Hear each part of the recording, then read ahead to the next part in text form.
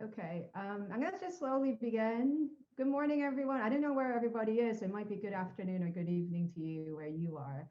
My name is Hee-Jung Chung, reader in sociology and social policy, and one of the co-editors of the I'm just researching comparative and global social policy book series at Policy Press. I'd like to welcome everybody. This is so our, in a way, the book launch for Chris Deeming's book, Minimum Income Standards and Reference Budgets, but it's also a point for us, as myself, as well as Stefan Kühne and Alexandra Kasch, to kind of start and launch our book series as well. What I'll be doing is first introducing you to the book series, why it came about, what we aim to achieve through the book series, and maybe talk a little bit about how you could approach us if you have any ideas and what kind of ideas we would like to see. And towards the end of the session, we'll also have some Q&As with Stefan and myself to answer any of your questions that you may have about the book series publishing with us.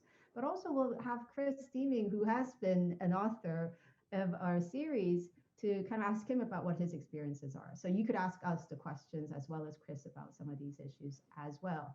But before that, before I introduce the panelists, this wonderful panelists who we all color coordinated in white today across the globe.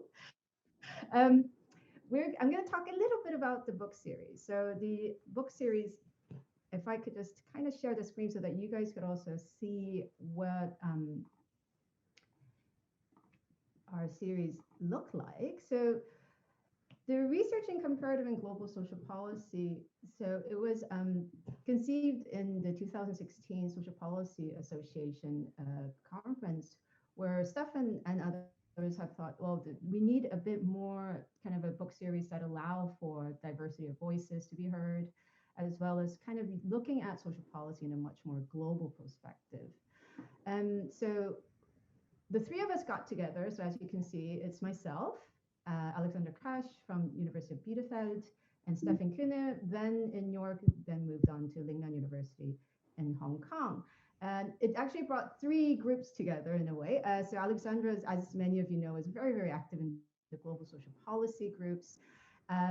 Stefan, as you know, very active in SPA, but also active in the East Asian Social Policy Association as well, and myself, mostly, ironically, doing the European Social Policy Network as a member of the board, etc. So we wanted to kind of bring all of those groups together, a member of the groups together, but also one of our key ideas we have, if I could summarize, is that we believe that a lot of the analysis or the kind of the focus of comparative social policy, well, there wasn't enough of comparative social policy, but of those, it was very Western European centric, maybe including Australia or North America.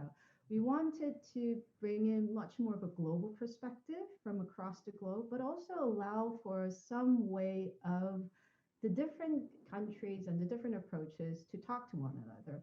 And with that, also see how the different levels of global actors have a role in the implementations, but also kind of manage nation countries managing some of these challenges. We like to see books that really touch upon some of the global challenges that most countries will face. We also like to see books that, again, goes outside, just slightly beyond just the kind of very Western European-centric views. But again, the key thing is providing a meaningful comparative analysis, which can be have implications or some contributions to looking at just, beyond the nation state. I just want to just introduce very briefly some of the wonderful books that we have very briefly. So we had Welfare Populism and Welfare Chauvinism by Ben Grieve, Dualization of Part-Time Work by Heidi Nicolason and edited by Heidi Nicolason, Hannes Calvi, and Ragnar Steen Jensen, Moral Economy of Activation by Magnus Hansen, Local Policy and the European Social Fund by Katharina Zimmermann, and of course, the book that we'll be talking about, edited by Chris Deeming. And we will be having, I think, this autumn, or maybe a bit later actually. Welfare Reform and Social Investment Policies in Europe and East Asia, edited by Youngjun Che, Timos Fleckenstein, and Xian Li. So that is about the series. One thing to note is that we do talk to authors, and we really kind of value talking and talking informally with authors, and really trying to go through the whole process of book proposal submission step by step with you. So anyone, especially those who may not be in the more traditional kind of academic settings, or those who might not be in some of the more kind of like, let's say, Western European countries. If you have any questions, please contact either of the three editors informally, and we'll be very happy to answer any questions and look at very, very rough draft ideas as well. And that's what's happened with a lot of our authors. Now, moving on to our main section, we will be launching Chris Deeming's wonderful edited book about the minimum income standards. So what we'll have, who we will have is first, Chris Deeming. Chris is a senior lecturer. I was going to say associate professor, which is probably the same thing. A senior lecturer in social policy at the University of Strathclyde. He's been working on, many of you know him. He's incredibly prolific, well read by everyone, and well used in all sorts of different kind of areas. What I didn't know is that he has been very active, providing policy impact around the minimum income standard. He has worked with the UK Prime Minister in 2004, drafting up the MIS memorandum. He has also provided evidence for the WHO Commission in 2005 and worked as an advisor for the Joseph Rowntree Foundation on the minimum income standards in 2006 and 2007. So really, this kind of edited volume brings a lot of the strength that Chris has built over the years. Our second speaker really doesn't need much introduction. We have Jonathan Bradshaw, Professor of Social Policy Emeritus at the University of York. And as many of you know, Jonathan has just really built kind of some of the key issues around child poverty and tackling child poverty over the past decades. And Jonathan will be speaking about his contribution of the book, as well as some of the other issues that you may have in the book as well. And then we have Stefan Kuhne, Associate Professor in Social Policy at Lingnan University, and again, one of the co-editors of the book series. Just to let you know, oh, wait, almost 30 participants. It's fantastic. So for those who are here, so there is a Q&A button on the bottom where you could post your questions, and you could do that throughout the while Chris and Jonathan are doing their presentation, and Stefan will keep an eye on that and make sure that those questions are attended to. If you also want, there are some chat functions as well. If you also want to ask any questions about the series, as about submitting book proposal, you could put those up there, and we will get to those towards the end of the session. Yeah, and that is all for me. So I'm gonna now bring the session to, I guess, Chris.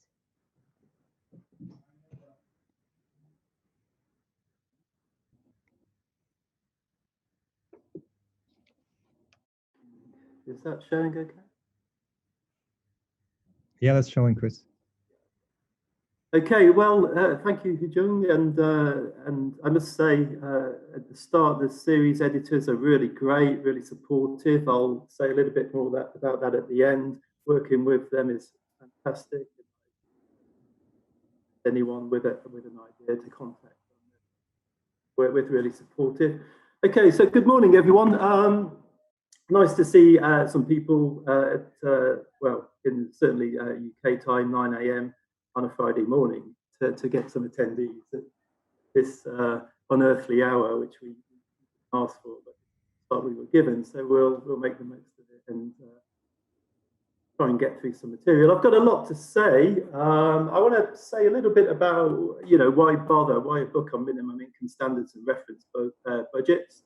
I want to give a flavour of the book, what's actually in the book, what you'll find under the cover, and think about why this area of work, a long-standing area for social policy, is important. So taking stock and thinking about future directions. And I'm going to try and do that in the next 15 minutes. try and keep the time. Let me get my watch. Okay, so it all starts really quite a long time ago in the 1600s when people start to investigate people's incomes and expenditures as a means for looking at the standard of living. This is the early days of political arithmetic and interesting class structures.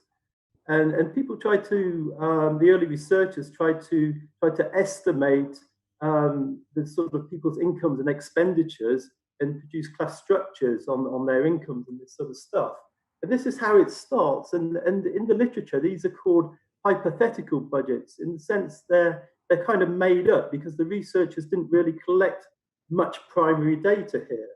The estimates look quite specific, like if you look at homeless people, 30,000 in England and Wales, the figures are probably doubtful, because, and most people agree that these figures are made up because people didn't conduct surveys, they didn't count people in, travel across the country, counting people's incomes and expenditures with any precision. So the abstract leads to the more precise, where we see more small-scale surveys in the 1700s, where people actually start to collect income and expenditure data. But these are really small-scale surveys, between 10 and 20 people, for example, in the local parish. But the important point is that actually researchers are now collecting empirical data, and this is the origins of budget research in a sense. We see the food budget accounting for most of the expenditures. At the same time, centuries later, people then start to apply standards to the family budgets, incomes and expenditures, to try and answer the key question: how much is enough? And here we see Roundtree looking at the minimum expenditures for food, rent, some clothing, and some fuel. So people are now starting to collect data from people for doing social surveys, and they're trying to apply standards to answer the question, how much is enough? Usually the researcher is the expert applying the standard. Okay. Going into the 20th century, Roundtree repeats the study. He's collecting data, he's advancing his standard. We now see in his standard that he's starting to think about social expenditures, not just the basic living requirements for basic living. He's now looking at a daily newspaper, a beer, and that sort of stuff. And I guess this is why John Vi Wilson argued that essentially what Townsend did was to extend Roundtree's work here rather than overturn it with his relative poverty paradigm, because we see the use of social indicators, social expenditures coming in here, as well as basic needs in a sense. Then what government does is that they take the early work from the budget researchers, and we start to see national surveys of income and expenditure with increasing precision, because everything's being recorded. People keep diaries, people have till receipts to validate their expenditures, and we start to see researchers like Peter Townsend taking on the government data, using it and applying the government standards to judge, to calculate how many people are living in poverty or on the margins of poverty, and aren't trying to answer the question, how much is enough, on the government's own terms, in a sense. So that's the kind of historical sweep. But the key question in this 400 years of evolving research, and we keep returning to it, is how much is actually enough? That's the key question we need to answer. Now, monitoring poverty and indicators of poverty in terms of statistics has tended to use the median, 60% of the median national income. Budget researchers have long argued, well, how meaningful is that statistic? It's good for measuring and monitoring poverty and inequality, but it doesn't really tell us how much is enough. That's the key question. So how much is enough? The answer depends on who is asking the question and how they're defining it. That is the key question, really, for budget researchers. Now, Jonathan's going to talk a about his experiences. But essentially, there are different ways and different traditions of answering that question. One is the social scientists like Roundtree as being the expert devising the standards. There is the behavioral data, the social surveys. There are public perspectives, the public perspectives. The public can address that question, how much is enough from the lived experience, the experiential perspective. Then there are mixed methods that draw on all of these sorts of methodologies, and there are forms of triangulating budget standards with other survey data. So this is the sort of thing that I've been studying for nearly 2 decades, really, and commenting on the methods, really, being fascinated by the evolving history and the methodologies and all that sort of thing. Okay, so Jonathan's going to talk about his experience. He's been researching this area and doing the work, as it were. I've been kind of more observing it, so he'll cover his experience.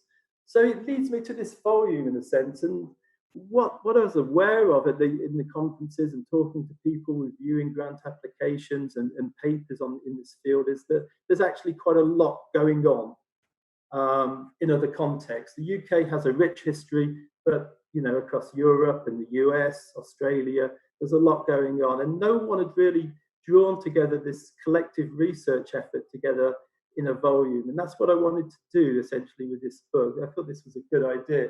It actually started out as an idea for a themed edition of a journal, collected edition, but there was simply too much interest, too many papers, too many people wanted to contribute.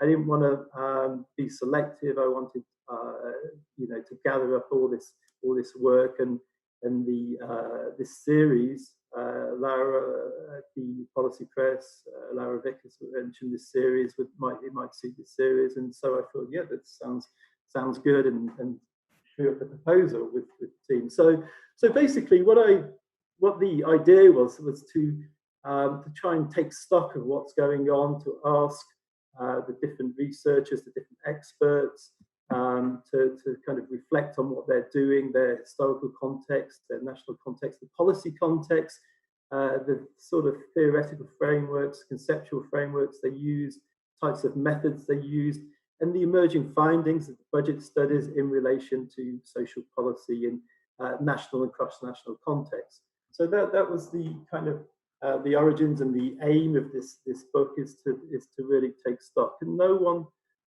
there's been quite a lot of work on particular countries and that, but no one had brought these different traditions, these different budget standards traditions together. So that was the big idea, as it were, for this volume.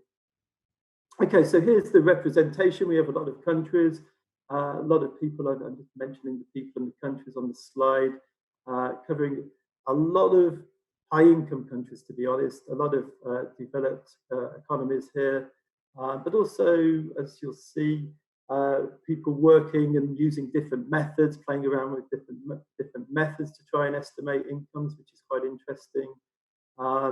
And work comparing and the challenges of working in different contexts, applying the same methodology across different contexts, that presents particular challenges as well. So lots of comparative and cross-national experience here. Lots of policy and practice as well, about people looking at the influence of budget research in particular contexts, the UK, Australia, and also touching on related debates as well. How does the minimum income standards debate relate to the basic income debate, for example? So we're trying to join up some of the debates here. There's a lot more work to do, obviously, but at least we're taking some steps here. So the coverage, this is a comparative and global book series. Lots of high-income countries with lots of strong traditions. New countries joining: Singapore, Japan, South Africa, Mexico. More recent budget standards, histories. Underrepresented here is low-income country context. And when I was starting this project, really, I spoke to people at UNICEF and ILO to see if I could identify low-income countries that have been doing this work, but really it seems to be underrepresented, and we can discuss how this may evolve going forward, I guess.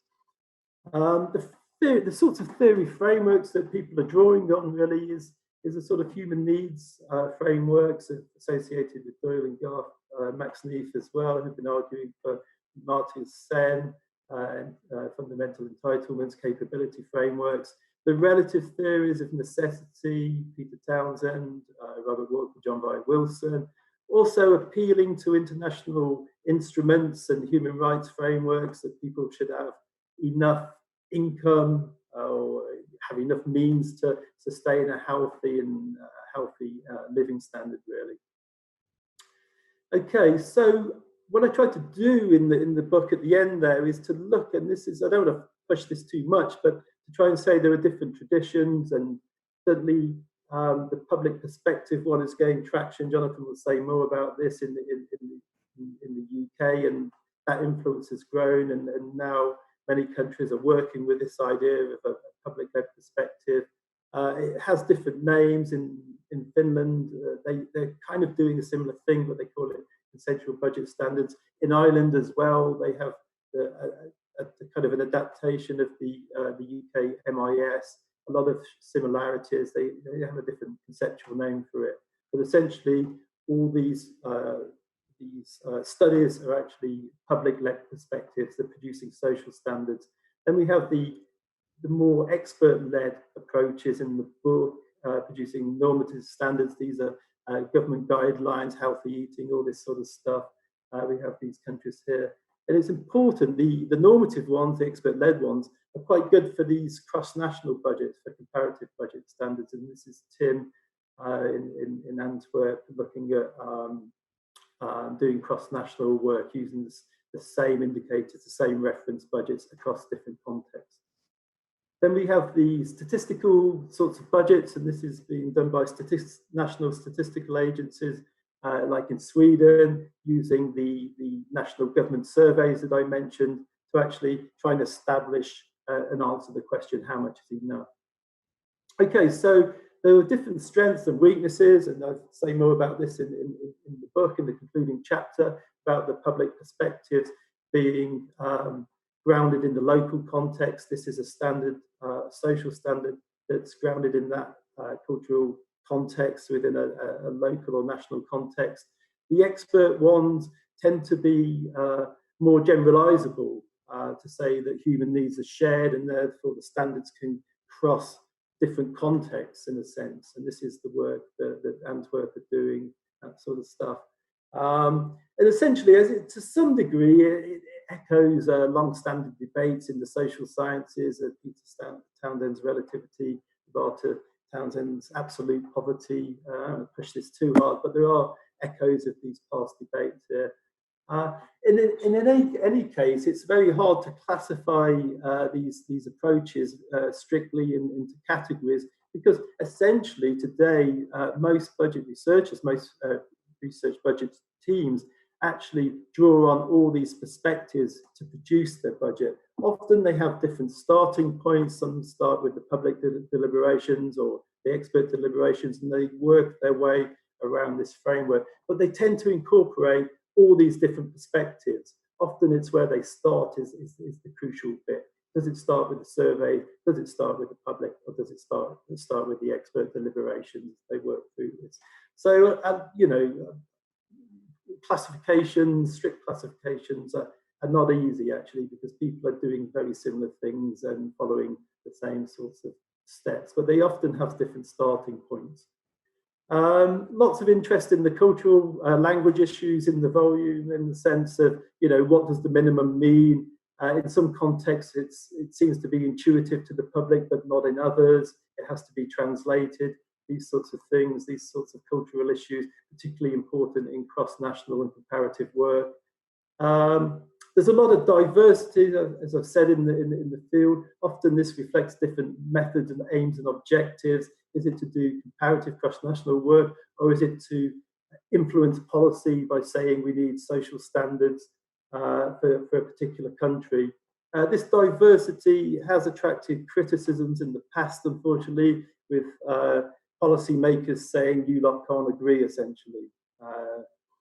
Okay, so I'll try and sum up now. So I think this is an important agenda for social policy. It would be good to see more research council funding going to family budget studies, reference budgets, research, particularly in the crisis, the ongoing crisis, financial, public health, the environmental crisis, emergency. We need more of this sort of research to strengthen health and social protection systems, linking into ideas that are fashionable at the moment around inclusive growth in global policy, strengthening wages.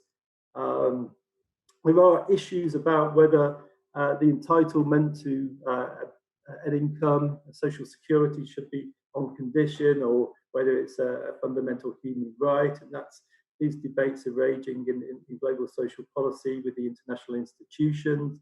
A lot of focus has been on the minimum, how much is enough.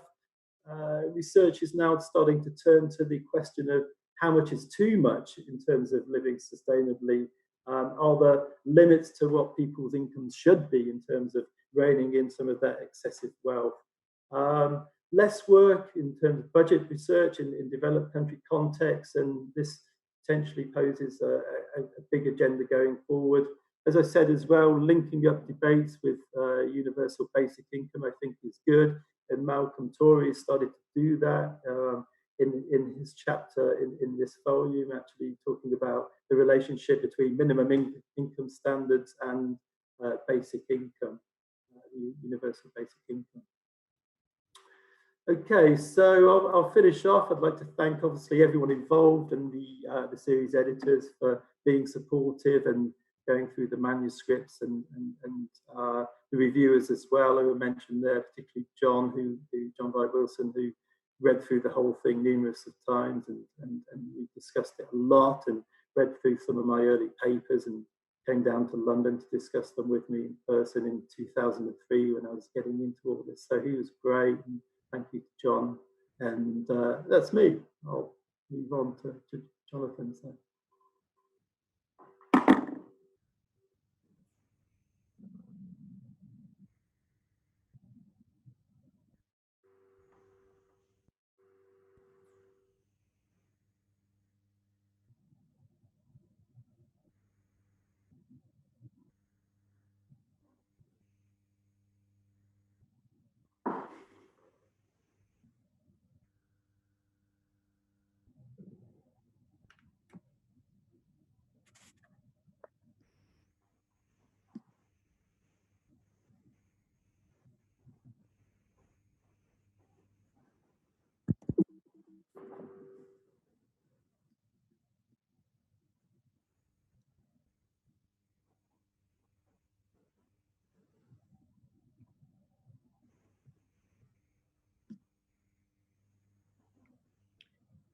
Jonathan, I think you're on mute, so.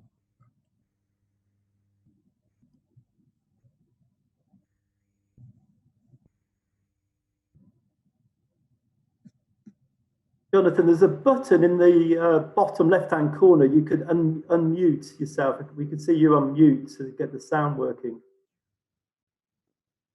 Yeah. That's it. That's it, yeah. Just trying to screen. Can you see that?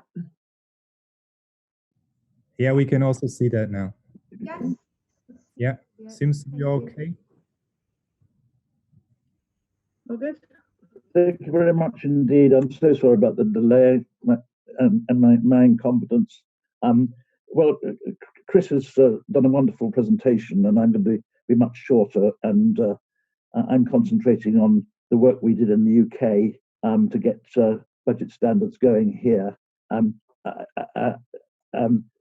It started in the Social Policy Research Unit in the early 1980s with a program of research on the adequacy of benefits. And we initially started using expenditure data to explore the expenditure patterns of people on low incomes and on social assistance benefits.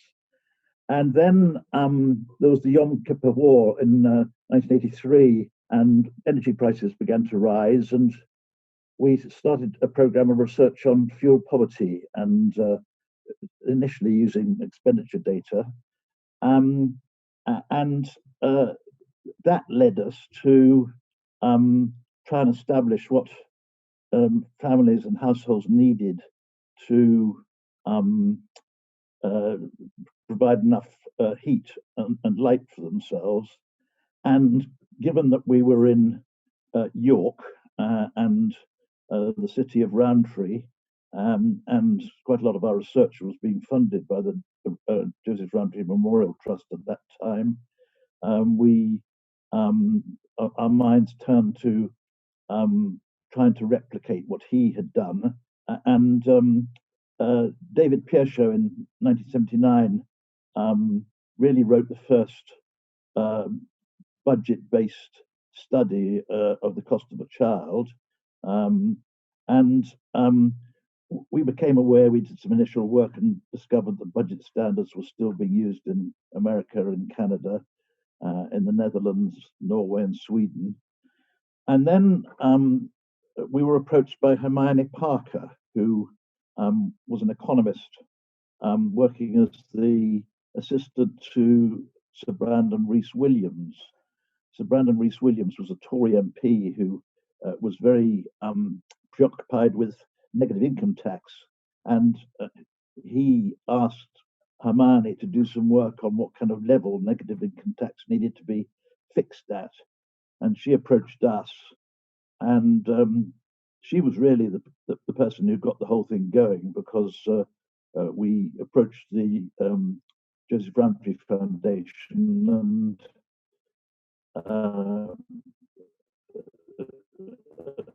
established the family budget unit, and they funded us in 1987 to begin the work.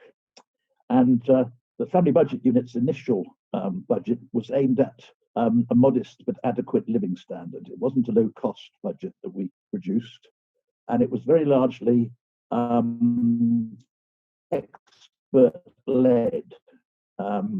We recruited a team of experts to give us advice: nutritionists, home economists, specialists on domestic energy. The legwork was done by SPRU staff and doctoral students, but the whole work was very much guided by what the experts thought was needed. As I said, it was initially funded by the Joseph Rowntree Foundation, and what we did was we produced a series of working papers which were collected together and edited into a book published in 1993, Budget Standards in the UK, by Ashgate.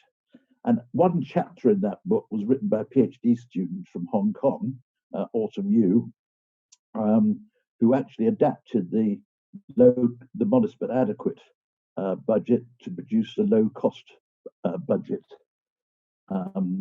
by just reducing items. And that was a strategically important move, because the low-cost budget became the basis of the work that the family budget unit went on to do. We learned a great deal about methods, the need to choose family types, which kind of represented the range of standard family types, which components should be included in the budget and how they should be organized. Then there was a lot of work done on the numbers of items, the lifetimes of items, how we priced the items, and how we reprice the items, because we have kept on having to revise the budgets because of inflation. And how we combined making adjustments on the basis of expert advice with maintaining the budget. We did use behavioral data, but we tried to avoid it influencing the budget. But one rule we had was that anything that 75% of the population had should be included in a low-cost budget, and anything that 50% of the population had should be included in the modest but adequate budget. We avoided using expenditure data until after the budget was drawn up, so that we could compare our budget with patterns of expenditure of the general population. and we discovered that doing budget standards research was a terrible chore, involving endless poring over Excel lists. And frankly, I got fed up with it all. I'll come on to that. The initial budget that we published was criticised by Peter Lilly in the House of Commons as being too generous because it gave a camera and TV to a household. I don't know what influence the initial budget standards work had on policy, but I think we can claim that the level of pension credit when it was introduced by Malcolm Wicks actually was influenced by the budget standard, because it was exactly the same amount as the low-cost budget we had drawn up for pensioners, though it was never explicitly said that they'd been influenced by that. Well, the family budget unit went on, and indeed the website is still active. It went on publishing budget standards for pensioners, Muslim families, and regular updates. The Reverend Paul Nicholson became a trustee, and he was very helpful in raising funds for this work. He was a clergyman in Oxfordshire, and he had one of his parishioners, Lord Sainsbury, and he wrote to Lord Sainsbury and said, "Can I have £50,000 for work on budget standards?" And Lord Sainsbury said yes, and we were able to carry on publishing budgets. Hermione Parker was the director of the family budget unit. I kind of stepped back. Nina Oldfield, who was a former PhD student, did the work, and we just provided a host at the university, really. I was secretary of the trustees. Anyway, the London Living Wage was initially based on family budget unit work on the low-cost budget, and there were beginning to be developments in Ireland, the Vincentian Partnership budget, and in Antwerp, kind of following the same kinds of methods. Unfortunately, Mimi Parker died in 2007, and I'd lost interest really in it, and the family budget unit was eventually closed as a charity in 2011. And meanwhile, consensual minimum budgets, minimum income standards, consensual budget standards were developing in Loughborough, and I'll move on to that phrase. Loughborough began to publish a series of studies of consensual budget standards led by Sue Middleton, and they were publishing CBS budgets from 1994, a series on children, disabled children, budgets of people in Jersey, and for people with disabilities. And they had a very different method to the family budget unit. The essence of their method was based on focus groups who came together to consensually deliberate on what should be included in the budgets. And it was a complex series of focus groups involving 8 stages. They were also being funded by the Joseph Rowntree Foundation. And after some years, the Joseph Rowntree Foundation suggested that the family budget unit, which was still operating at the time, and Loughborough should join forces. Donald Hirsch was an advisor to the Joseph Rowntree Foundation at that time, and subsequently went to Loughborough and has been running budget standards research there ever since. Well, we were delighted with the invitation, because it gave the family budget unit a let-off from carrying on the work, and we came together and published the first minimum income standard report in 2008. I was really only involved in writing the minimum income standard report because Sue Middleton became very ill, and later in the day in the project I took over organising the writing up of it, and it carried on at Loughborough after that.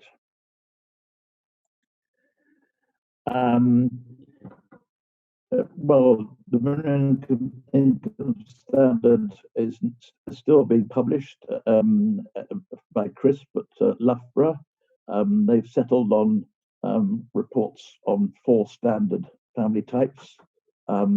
They produce at least annually updates and rebases on their website. It's still funded by the Joseph Rowntree Foundation, and it's a tribute to the foundation that they've supported this work over a very long period. It's now the main source of information for the Living Wage Foundation in fixing the voluntary living wage. And their reports are very interesting and useful because they compare the minimum income standards with benefit levels, net incomes, and the poverty threshold. It's the basis of the regular reports that CPHE produce with the help of Donald on the cost of a child. And as Chris said in his presentation, its methods have been internationally taken up in other countries, including the Republic of South Africa. I think there's a debate to be had about whether the miss is too high. And I think they recognize that because quite recently they developed a what they call hardship budget, which is fixed at 75% of the minimum income standard. And Donald found that if you drew a line at 75% of the minimum income standard, it was at a point on the income distribution where the deprivation rates rose quite steeply. I think the miss has been very influential in drawing attention to the inadequacy of benefits paid to children, in that the equivalent needs of children are much higher in the minimum income standard than they are in the structure of child additions to basic benefits. And I think that the work that's been done by Loughborough over the last few years has enabled us to see how the safety net in the UK has been undermined by austerity.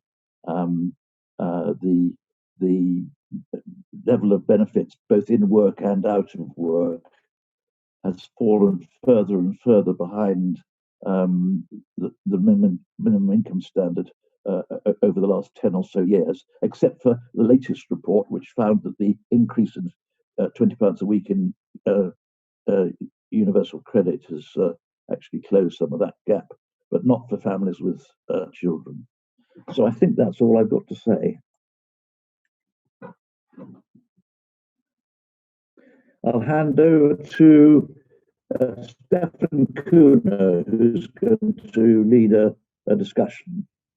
Thank you very much, Jonathan, for giving us this first-hand account of the history of budget standards, and of course thank you also to Chris for giving us this overview of the book, and giving us a little bit of a sense, I guess, on the motivation for including some of the chapters and some of the analytical framework that underpin. Now, as Jonathan just said, I was asked to lead a sort of Q&A session now. We kind of said that we wanted this whole session to last around an hour, which means we still have a good 15 minutes or so left.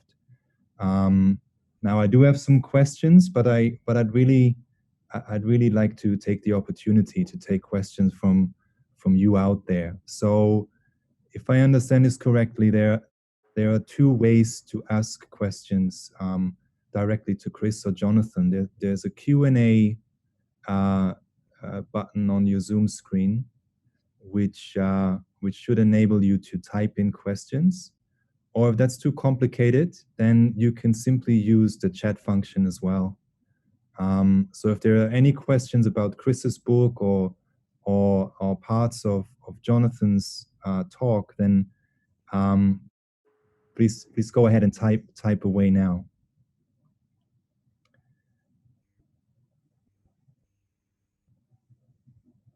Now, while you're doing that, I might take the opportunity to ask the first question to Chris. We were making fun earlier because we're all color coordinated in our t-shirts as panelists, but also there's a color coordination going on with an earlier book that Chris has been working on with Policy Press, which was entitled Reframing Global Social Policy, Social Investment for Sustainable and Inclusive Growth. Many of you, I'm sure, have probably seen or read that book as well. So what I was wondering, Chris, was whether you see any intersections in your work on the minimum income standards and your work on social investment more broadly. And really, I guess what I'm asking here is whether you see a concrete role of minimum income standards within that emerging paradigm around social investment more globally. Yeah, thank you, Stefan. It's a good question. I think there's two parts to it. One is the inclusive growth story, which is a growing story, becoming a big story amongst international organizations, institutions, and the push for economic inclusion, which is about incomes and wages, and decent wages and that sort of stuff, to tackle poverty and deprivation, disadvantage, exclusion. So the inclusive growth story about enhancing social cohesion is, in some ways, at least has an economic component. And the story of minimum income standards and the question of how much is enough, that long-standing question, is clearly intertwined with that question of economic inclusion, the inclusive growth story.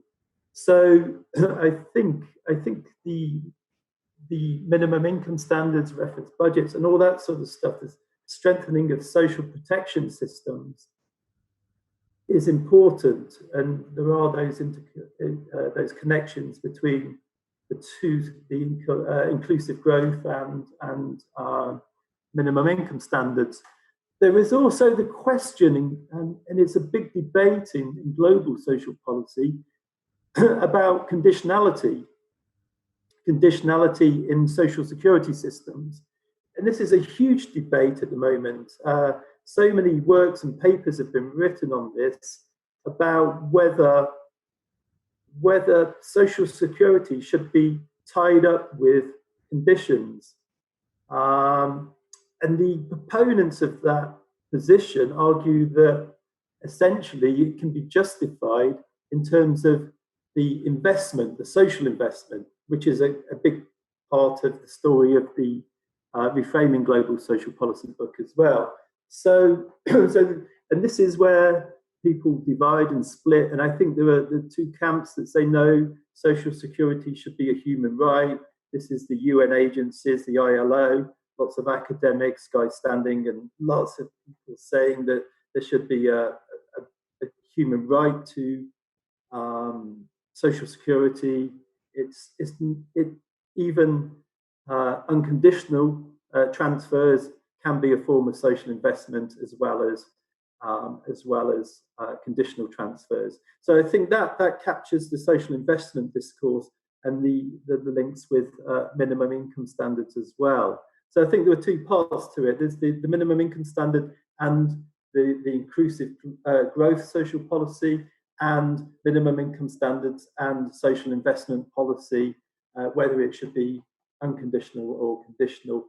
But in any case, the point is that, you know, what most international organizations, what the WHO are calling for, are decent income protection floors across the globe. And I think that's where the minimum income standards and reference budget research is contributing as well, importantly.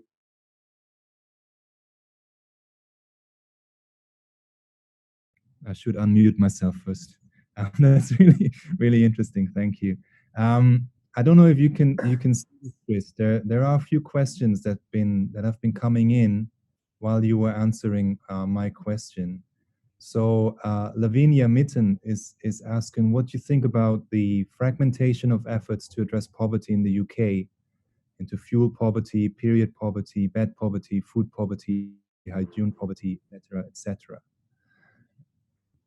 Give that to Jonathan, because that's a sort of, I have some thoughts on it, but Jonathan can tackle that one, I'm sure. Well, it's all poverty, isn't it? It's lack of income, and it has as a device. It has some usefulness to nominate different items of the budget as lacking, but when it begins to replace the realization that income is the thing that really matters and needs to be acted on, I think it becomes slightly dangerous. And I think in the case of food poverty, it's tended to distract from a concentration on developing a decent social security system. We seem to be replacing income with school vouchers, food banks, distribution of food parcels. I think that's all rather regrettable, though of course admirable the people who do all the work. As long as it doesn't distract from the realization that it's actually a lack of income, I don't really object to discussions of period poverty and fuel poverty and food poverty, etc. But we must keep our eyes on the main cause of these lacks, which is lack of income. Okay. Yeah. Thank you for that. Did you want to add anything to that, Chris? No, I think that's a good answer, and I would share those sentiments. Yeah. Great. Well, nice to see you, Jacob.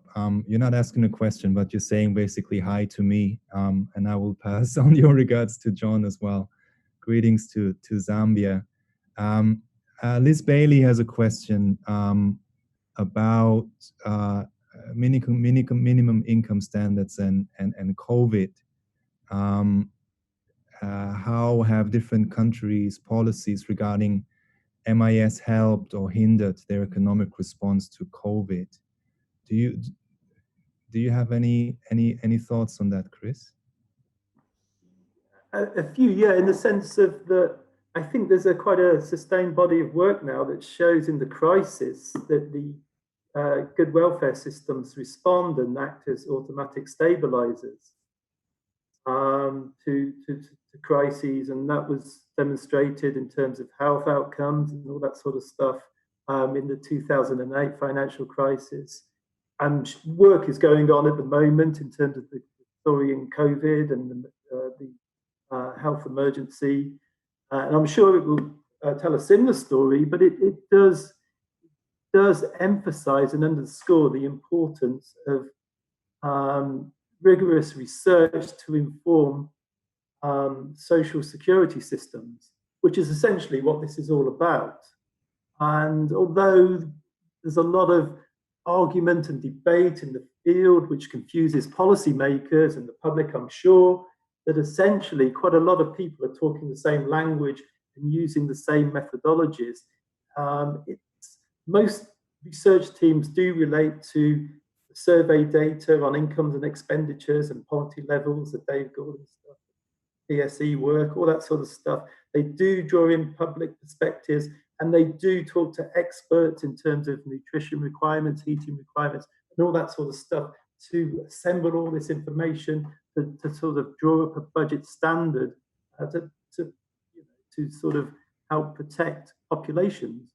And this is good work. I think where more needs to be done is certainly at the upper end, and how much is too much in terms of the sustainability agenda going forward. People need to have enough, and some people perhaps need to have a bit less to help those that don't have enough. And that's good for the planet, it's good for the populations, it's good for social sustainability as well as environmental sustainability. And I think that's where, looking forward, I think that's where beyond the echo chamber is what this conference is about. I think that's where social policy should be positioning itself in terms of social sustainability going forward. But more work needs to be done on that, I think. Okay, super. And of course, any of those questions that we're forwarding to Chris, if you have quick follow-up questions, please feel free to type them in as well. Karen had a question here about how far you think, Chris, the public are aware that benefit levels fall so far short of minimum income standards, particularly for working age people. She says the recent increase in people on universal credit has raised awareness of this, but is there more we can do to highlight the gap? Yeah, Jonathan will have a view. I'll say very quickly, I would say, I think that's absolutely right, Karen. I think there isn't public awareness. I don't think that is the fault of the researchers, although social policy academics and researchers can do more. I think politicians do not. It doesn't, sometimes our work doesn't enter the political debates, and I think partly that's deliberate. I think that there isn't enough attention to budget standards research, reference budgets, and that sort of stuff.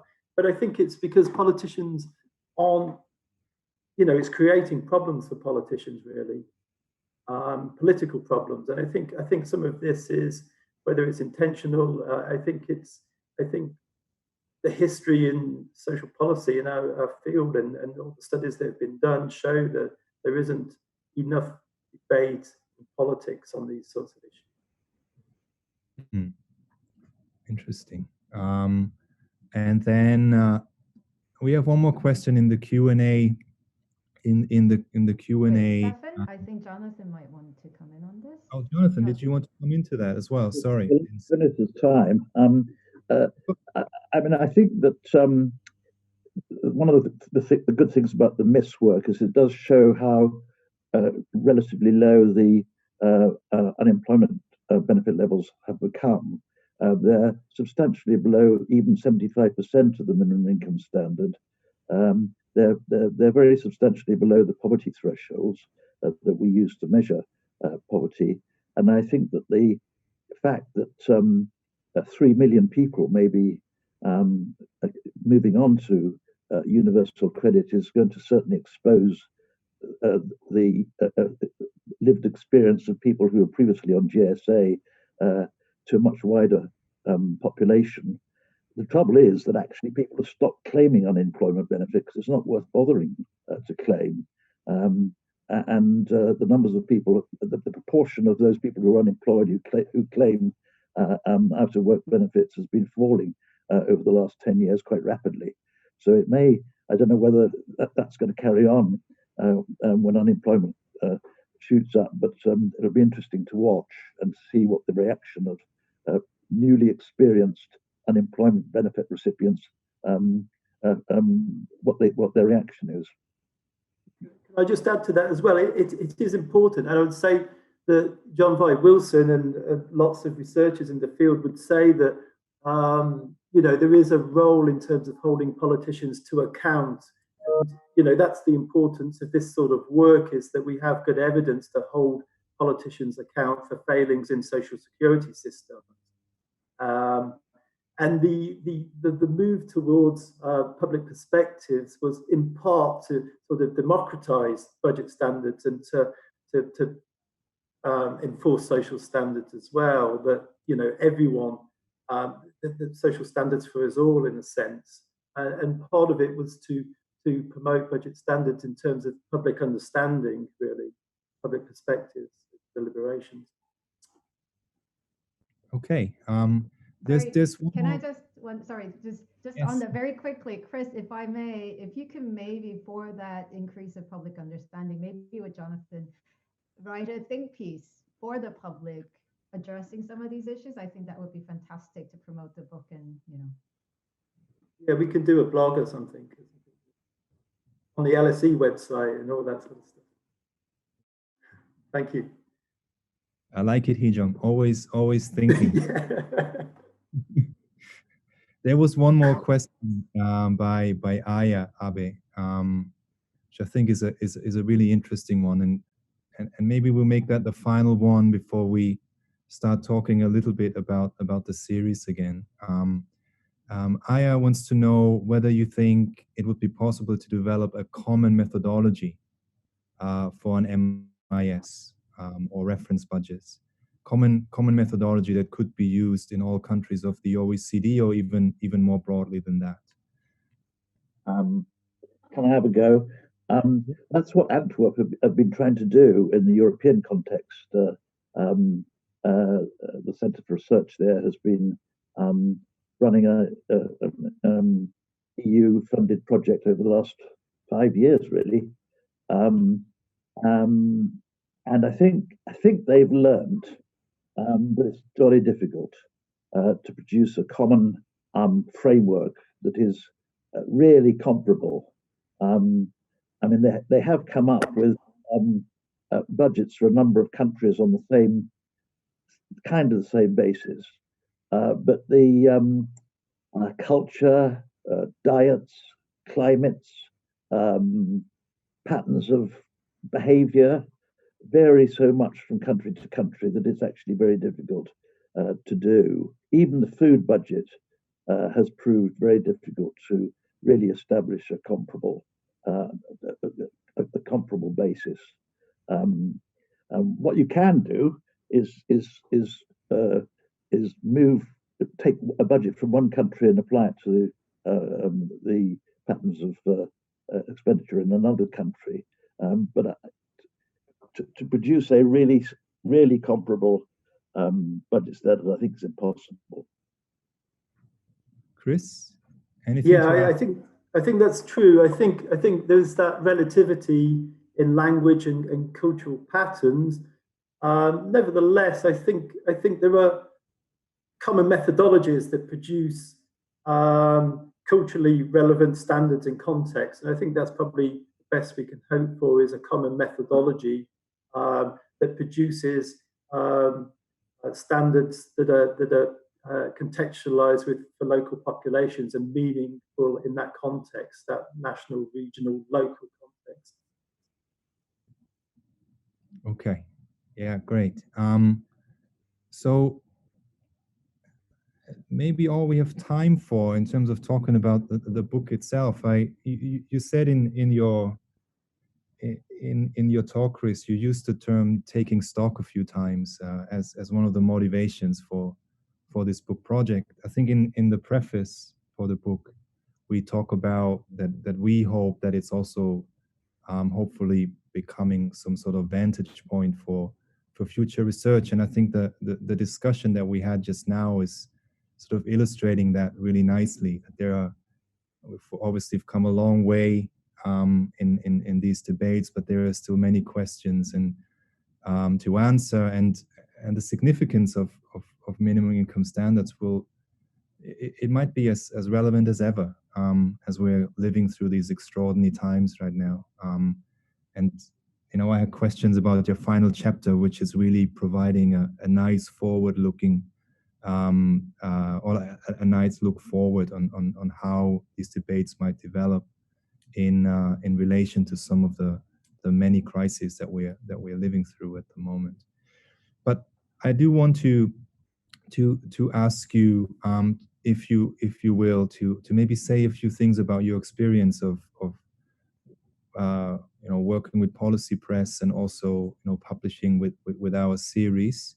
I know you said some nice things already earlier on, so maybe concentrate a little bit on what you might advise other authors that might be thinking about sending us a proposal. Yeah, okay, sure, of course. Yeah, I would say that this is, we can see by the quality of the books and the ideas that are coming forward that it's really developing into a really successful series. I mean, the good thing is, what I would say is, obviously the series editors cover a lot of ground here themselves in terms of global comparative social policy. And the comments I had back were fantastic, really supportive, really good comments by people who'd read the stuff in detail and cared. You know, Stefan was the lead for my book, and he went through this thing in great detail with ideas, and when we had the reviews back at every stage, and I was really appreciative of that. But, you know, this, you know, really good suggestions. And I think that, you know, in terms of like the structure, the layout of the book, the overall, from someone reading it, it was good to get that perspective from a series editor.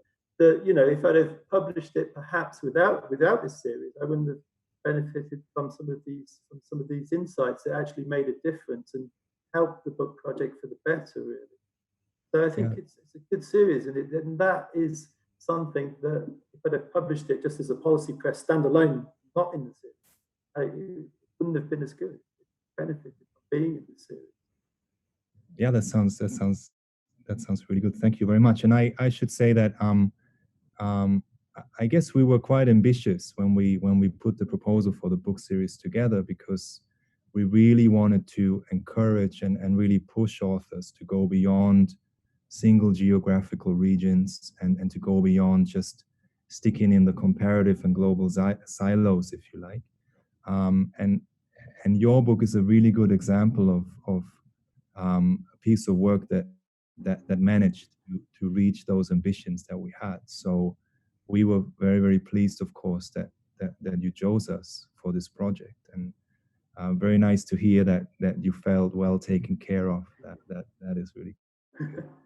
Okay, Hee-jung, did you have to say anything else? No, I just want to say thank you to Chris, but also to anyone who is interested in maybe themselves or even suggesting to others who might come to us with the book series. And I think what Chris said, it might not be for everyone, but we do really try to go from the very early stages to try to get you, to push you to make it into a better book.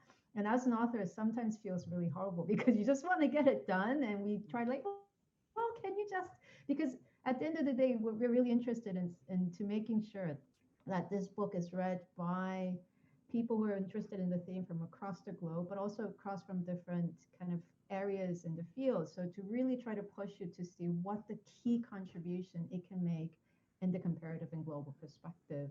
And as you know, Policy Press also does a lot of work with Chicago Press, but Chicago University Press, but also we try to also get some interest across the globe through some of the distributors. And I just wanted to make sure that that is very clear. So yes, and again, you know, send us your ideas and we'll be happy to read through them. Yeah, and maybe to add to that as well, I think peer reviewing is quite important for us as well, right, Hee-jung? So, I mean, we see this series really as a strongly peer-reviewed series that looks at quality rather than quantity. So that's sometimes easier, like in your case, Chris, than in other cases. But it is part of the process, and I think we take that really seriously.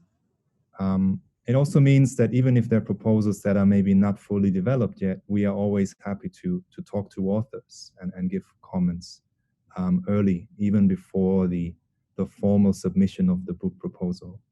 So we always say this: just get in touch and let us know about what you're working on, and we can see together whether it might fit.